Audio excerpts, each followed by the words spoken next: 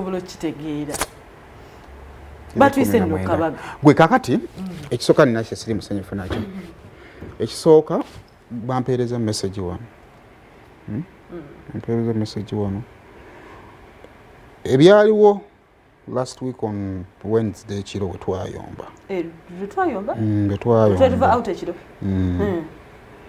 Maaka ampeereza message ngamba nti omukazi kikigwe n'omukazi mwabadde ki nali neerabira okugamba yangambye nti nno mwayomba. Now my question is ebintu ebibadde mu nnyumba byatandika ddi okufuluma ne bigenda kutandika okugenda mu mikwano gyange. Ekiro kye saabyogeredde wabbali ate wabbali ate mikwano gyange gisula mu nnyumba. No, what I mean be bantu abali immediate basobola okugamba and immediate, where do you get the immediacy mu bo? As in wemba sikufunye obo kwa tutwava obubingo ndakatoyagana kudda mukugamba tubera mu lusirika okumaleze nako era nze kinna kugamba kanjogere ne Maka mukwano akolere ki like ayogereko na ayogere nange yanzaala but he's your friend nzija kakaja kati si mukwano gwange mwandulo kulide mikwano gyange why mujjemu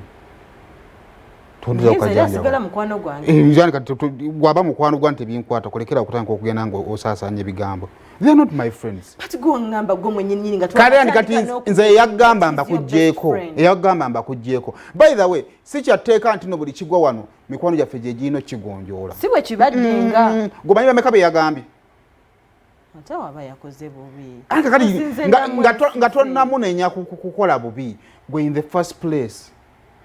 gwe nannyini kizibu kubireeta weri gye twatandikira ne tunyiiga lwaki tobitulamu n'obimaliza okusinga okugenda ng'olaalaasa ku kyalo konna. Banange ntegera bulungi saala asize ate wegenda laasa ati omuzindaalo mukalakaasi ebeeremu negenanga eyogera ekyalo kyonna obaka ne butuuka gwe gwagambye kati mikwano gyange gyonna gikimanyi nti n'okulwokusatu twayomba.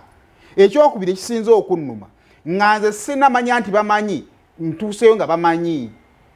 Okay, kati ngenda sooka nkwetondera okuba nti yabitambuza nze nabadde nsuubira nga we wamundaga nti tobaako ky'osuubira bwe namukulaga ne kugamba nti wetufunanga obuzibu yogera naye kati bwe buzibu bwobwo tekuba toteesa oyagala kubeera nga ekyokubiri abantu be nakulaga kati weefudde abamanyi nnyo okusinga nze yabakulaga kuba mikwano gyo owaaye gwasalawo emikwano egiri mu bulamu bwange badde nsuubira mikwano gyo girina kubeera mikwano nedda kati nkisazizaamu kivuddewo siina mukwano gwange okimanyi nze siina nnyo mikwano ninange siina kati tubeerewo babiri gwe mukwano gwange nze mukwano gwo saagala kitegeeza ne byobadde ng'ofuluma ekiro ngamba ogenda ne baboys biba bikoma saagala kakati kyo kati Maaka nedda anyway kamukubireko mugambe yakoze kibi kamukubire kati ndirabye ebimbi yenkugamba atali mukwano gwo okubira waaki ekyokubiri gwe mukwano gyebitono gyolina olabangi efasa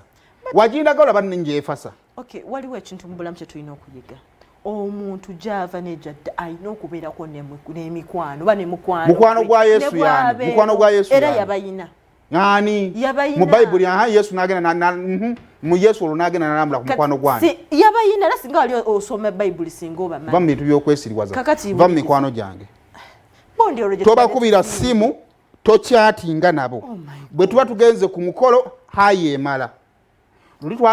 tugenda out nfulumamu ngenda mu rhinos ngenda okulengera ngo osaze ogenze eri mu kunyuma mu nyumya biki mikwano bannange wakalya bondi mikwano gyange gyesonyiwe baku mikwano gyange kati nabeerawo ntya waliwo otya nga tonnandaba baku mikwano gyange kola bibyo zaala abaana bafuuka emikwano gyo gwe mwennyini wafunye akayiso k'ekizaala ggumba saasa bintu yakisibe byate omanyi nedda mazima ngagamba buli we mubeera mu relationship nga